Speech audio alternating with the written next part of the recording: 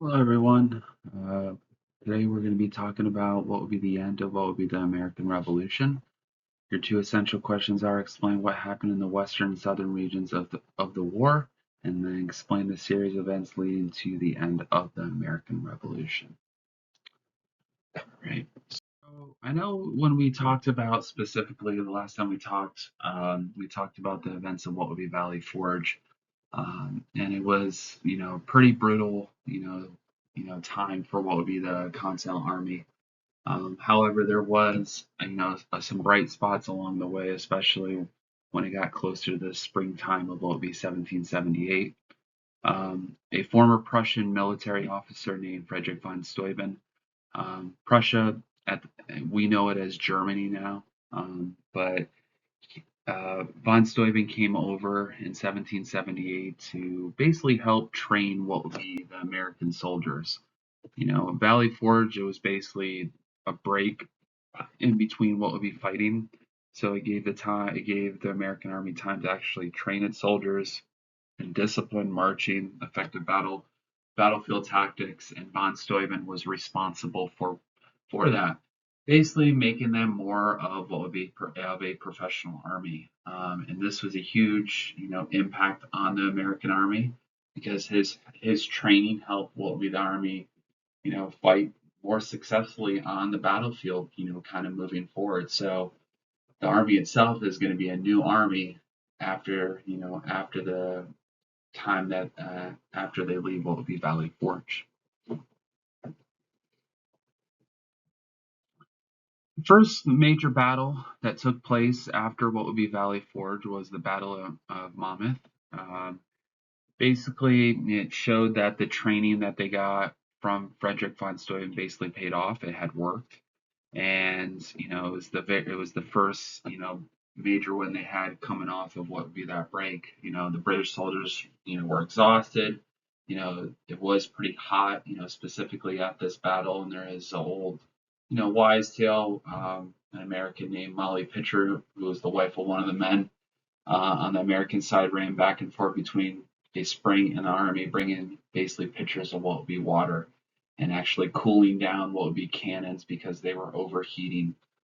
So this was something specifically, guys. Um, this major battle was a very significant battle for what would be the American side, and eventually would lead to the American army actually claiming back what would be like the city of Philadelphia that they had lost the year before. All right, let's talk about Benedict Arnold. He is one of, at the time before this actual event took place, he was one of the up and coming, generals of what would be the American Army. He made a name for himself at the Battle of Saratoga. He was what would be George Washington's good friend. But the thing is, Benedict Arnold was very ambitious. He loved the fame, but also he became very angry with what would be the Second Continental Congress because he felt, in some ways disrespect because he did not receive a promotion that he felt like he deserved because of some of his successes in the prior years. So he was actually stationed and he was in control of a military base that was known as what would be West Point. And why he is considered the greatest traitor in American history is the fact that he planned to overturn what would be West Point to what would be the British. The only reason why the United States even knew that this plan would happen because one of the British spies got caught by the Americans, then and then it was found out that the Benedict Arnold was working with what would be the British. Um, in between within the war itself, he does switch sides. He does command what would be British troops towards the end of what would be the war. After the war, he does flee to what would be England and lives the rest of his life in disgrace. And is considered the greatest American traitor in American history. So here is the letter that is basically offering, West Point for basically 20,000 pounds. This is, the letter that Benedict Arnold wrote to who he was working with. on the British side.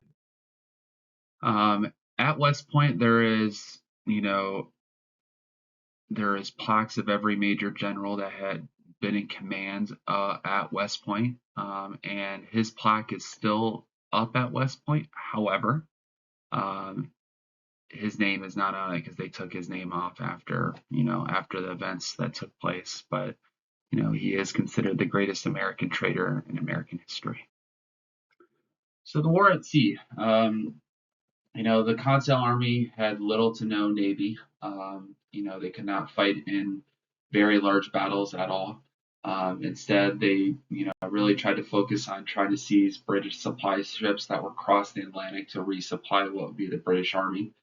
And a lot of times they were successful with this because they would sink these boats, these British ships. But one of the individuals that made a mark, on the American side, especially out at sea, was a man named John Paul Jones, who was considered, the commander of the Continental Navy. He was, in some ways, a pirate. That was his profession prior to what would be, the war itself. And a lot of the British Navy, detested what would be John Paul Jones. And John Paul Jones was considered what would be a naval hero and one of our first naval heroes. The war out west, not as significant as, say, the war that took place basically on the east coast of what would be the United States. There were, American troops out west. Specifically, most of them were led by a man named George Rogers Clark that led many of the attacks out west for the Americans. He had, two major goals. Really was, to weaken what would be the British position out west, due to the fact that they, in some ways, the British had, acquired a lot of Native American allies prior to the war, and Clark tried to convince many other Native American tribes to stay neutral and stay out of the fight, and not to try to help the British, which they were successful doing as well too. So a very minimal part of the war, but still a very significant one because of the fact that, the British did have this position out west due to the fact that they had, Native American alliances, but, George Rogers Clark and those American soldiers did their job in trying to weaken that position out west.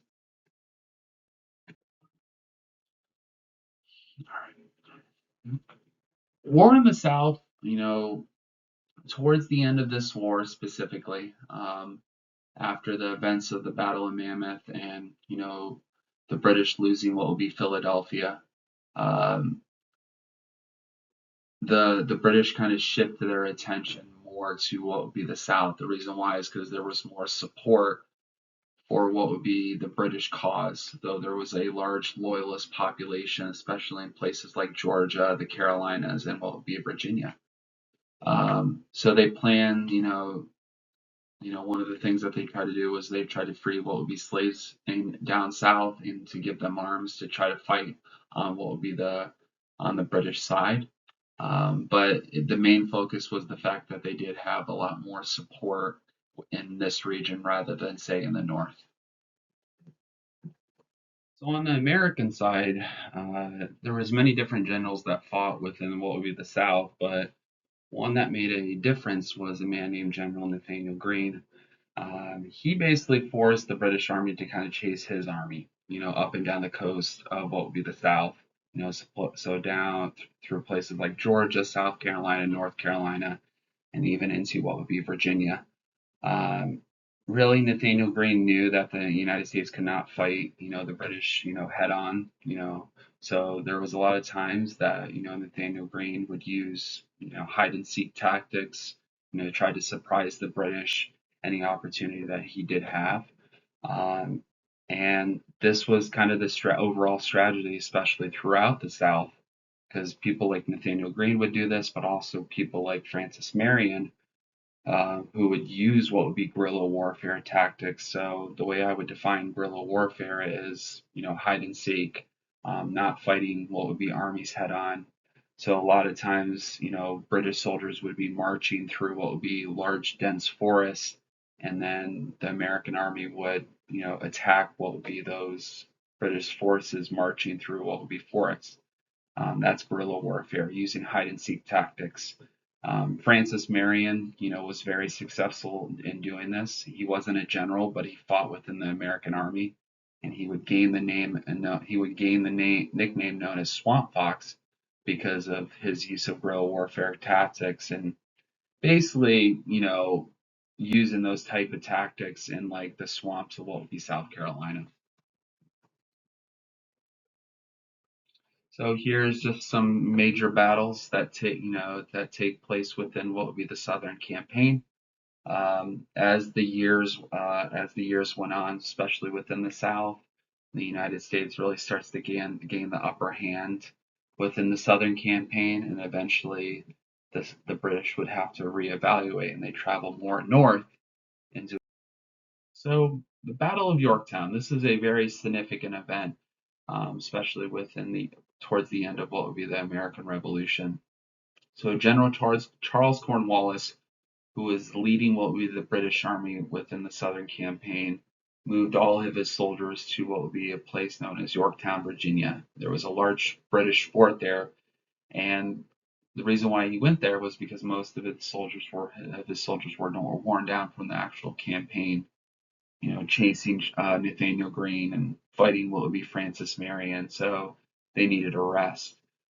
Well, the United States knew that Cornwallis and majority of the British Army was stationed at Yorktown, so Washington was planning to attack what would be New York City and reclaiming New York City back for the United States, because there would be less men in New York City and it'd be an easy way to reclaim the city. However, a lot of what would be the other American generals convinced Washington to do otherwise, and they told him, or they advised him, that we should try to, in some ways, take Yorktown because that's where a majority of the army actually is, and that it's a way for us to possibly end what would be this war. So Washington listens to his men, and eventually, the Battle of Yorktown takes place. So along with this, guys, the Continental Army, along with French troops that were under the command of uh, Rochambeau, surrounded what would be the British fort. The British were, all the British soldiers were within what would be the fort itself. They were completely surrounded. They could not, in some ways, escape, because one, the Continental Army surrounded them by lands, and then what would be the French army surrounded by what would be by sea or by river, by water. Eventually, within a couple weeks, Cornwallis would eventually surrender on October 19, 1781, after a few weeks of what would be fighting. And the United States took over about 8,000 prisoners, the largest British, basically the largest part of the British Army in America. And the Battle of Yorktown was considered the last major battle of what would be the American Revolution, even though a few other battles did occur after this. So after Yorktown, like I said, there was only a very small, there was very only a few small battles left. The British, especially within London, were really starting to reevaluate what would be this war. The British were lacking money to pay for what basically a new armies, so they did not want to put any more money into what would be this conflict. So they decided to enter peace talks with what would be the United States. The peace talks did take almost basically 2 years, However, within what would be known as the Treaty of Paris, which would end the American Revolution, Great Britain would recognize American independence. The Treaty of Paris did set what would be the American borders. And then obviously, British accepted the United States the right to settle what would be west of what would be the Appalachian Mountains. So in the end, guys, this war, took many years, it took many lives.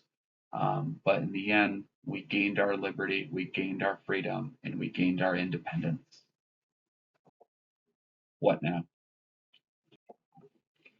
So what I would like for you guys to do now is to complete your guys' notes. So make sure you guys highlight key information. You guys have 3 left side questions, and then make sure within your guys' summary. I know it says 6 to 7 sentences. You guys only have to do 5 to 6. So be detailed. Explain. Answer the essential questions and use the detailed information from your guys' notes. All right. Thanks, guys.